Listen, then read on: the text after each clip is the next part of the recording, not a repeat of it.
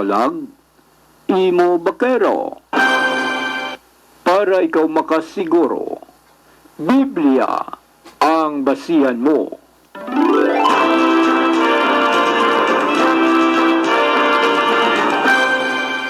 Diri sa Kape Kagabandisol. Kape Kagabandisol. Upod sa kay Pastor Ruvel Marañon. Kape Kagabandisol.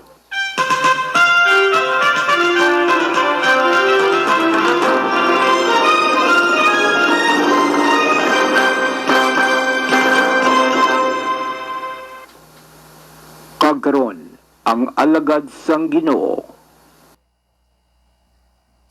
Good morning. Good morning. Good morning.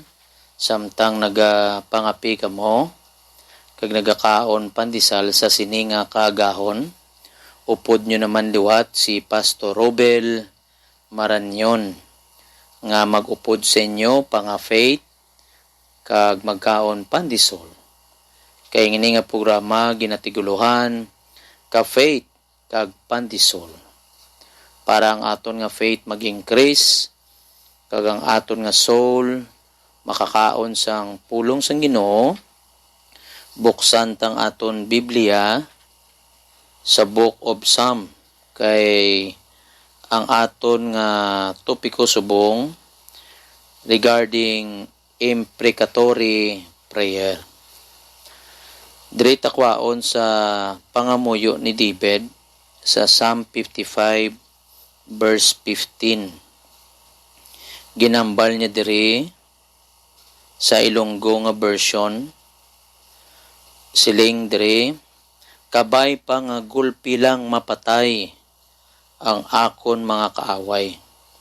Kabay pa nga lamunon sila nga buhi sang lulubngan. Kay ang kalautan ara sa ila, kag sa ila mga puloy-an.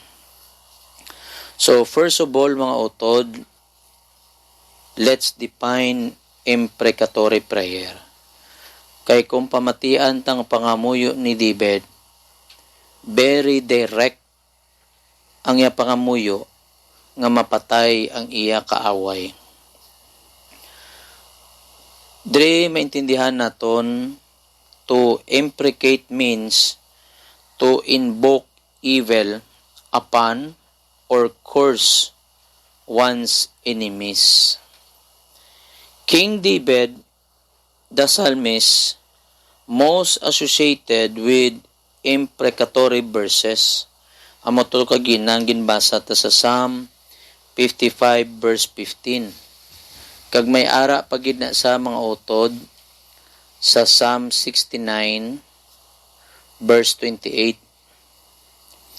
Basahon ta bala mga utod, Psalm 69 verse 28.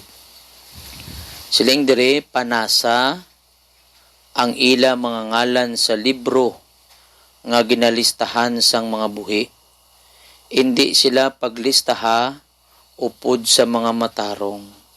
Abi no, ina nga pangamuyo sa do nagidya ka init nga ginasugo ang Ginoo nga hindi na paglistahon upod sa mga matarong.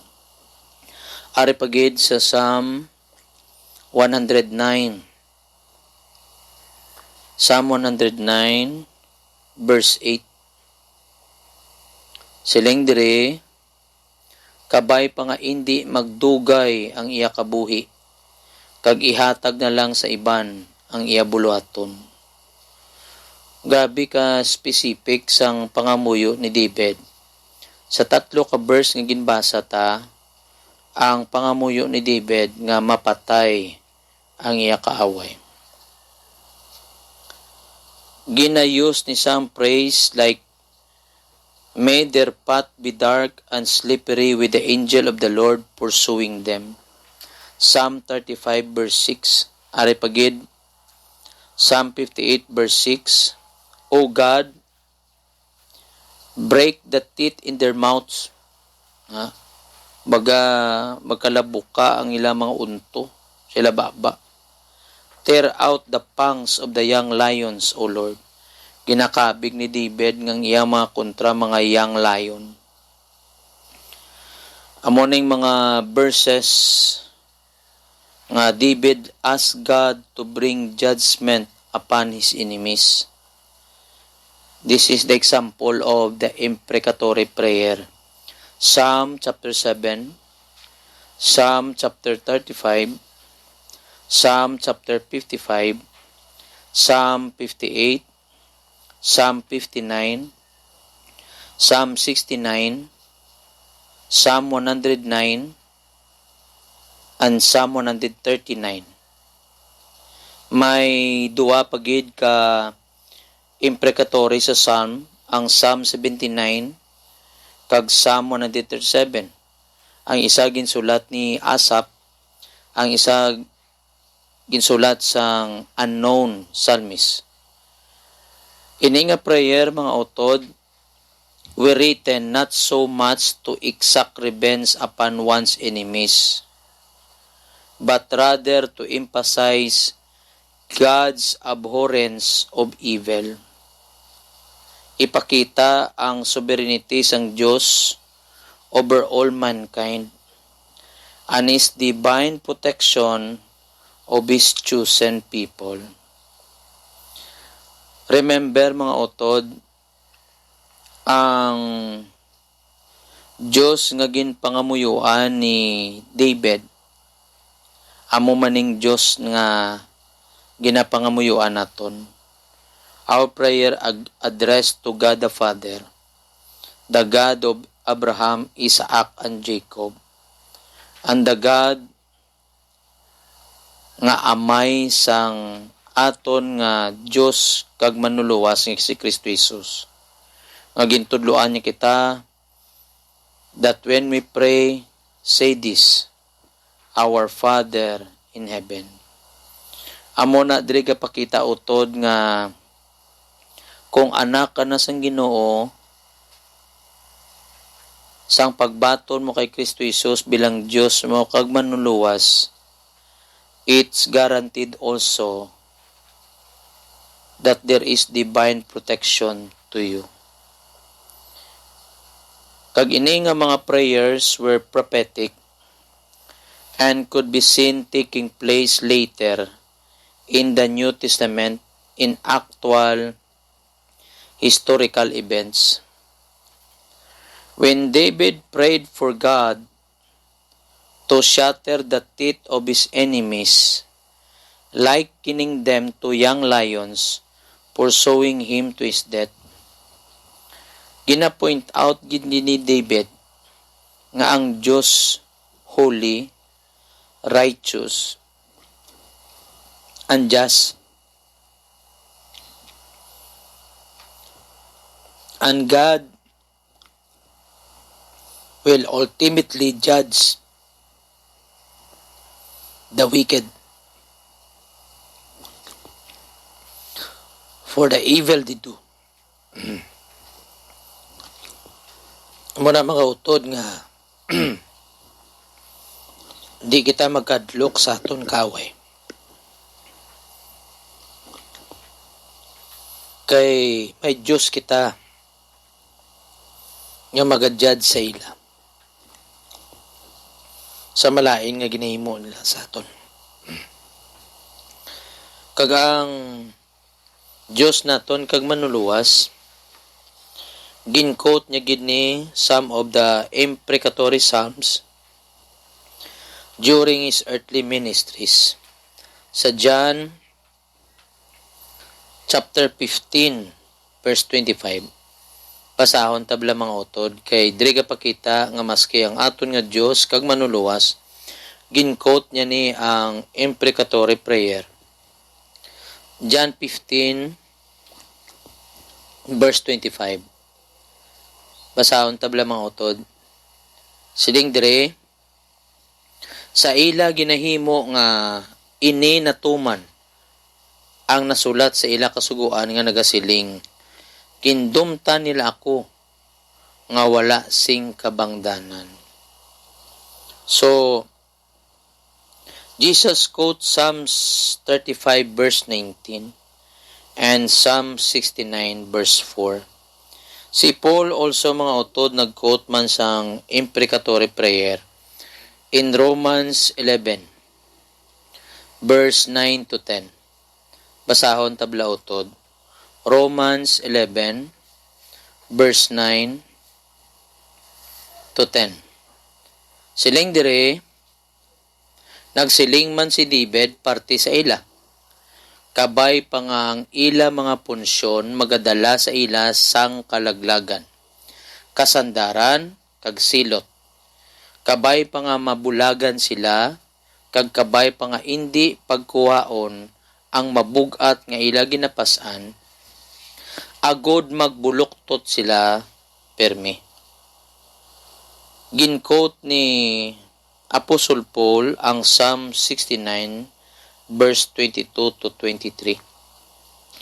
Since Jesus and Paul quoted verses from these imprecatory psalms, it proves those psalms were inspired by God and counters any allegation that they were sinful or selfish prayers of revenge. Ining imprecatory prayer maotod sang psalm, subong hindi tanan niya mahimo sa mga enemy naton, but it should only be done against our spiritual enemies. Ephesians chapter 6 verse 12. Praying imprecation on human foes is unjustifiable, as it would require taking these prayers out of context. In the New Testament, klaro gidaotod nga ginambal si Christ, gin-exhort niya to pray for our enemies. Matthew chapter 5 verse 44 to 48. Hindi kita mag-pray sa aton nga kontra nga tao nga mapatay, kundi pangamuyuan ta sila ya.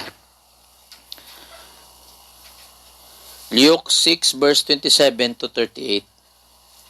But praying for their death or for bad things to happen to them is not what Jesus meant.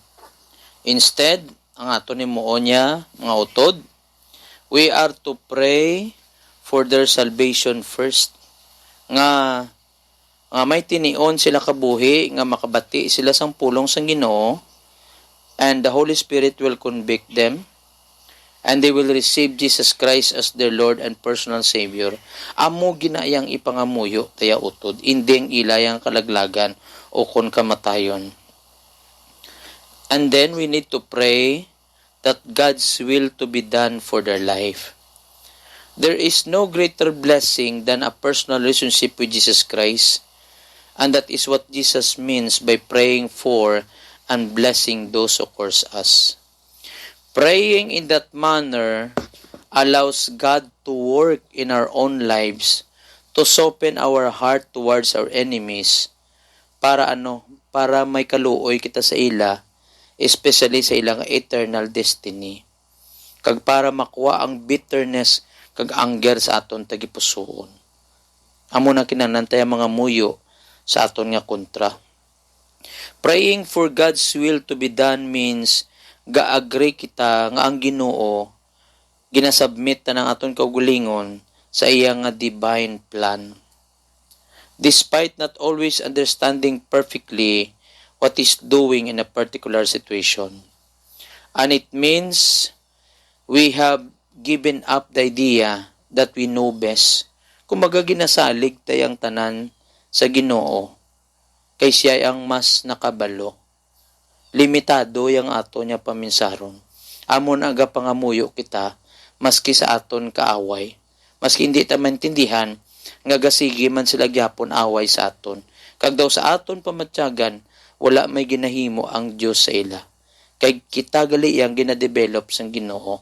Our character, nga sa aton tagipusoon, wala sang kaakig maski sa aton kontra.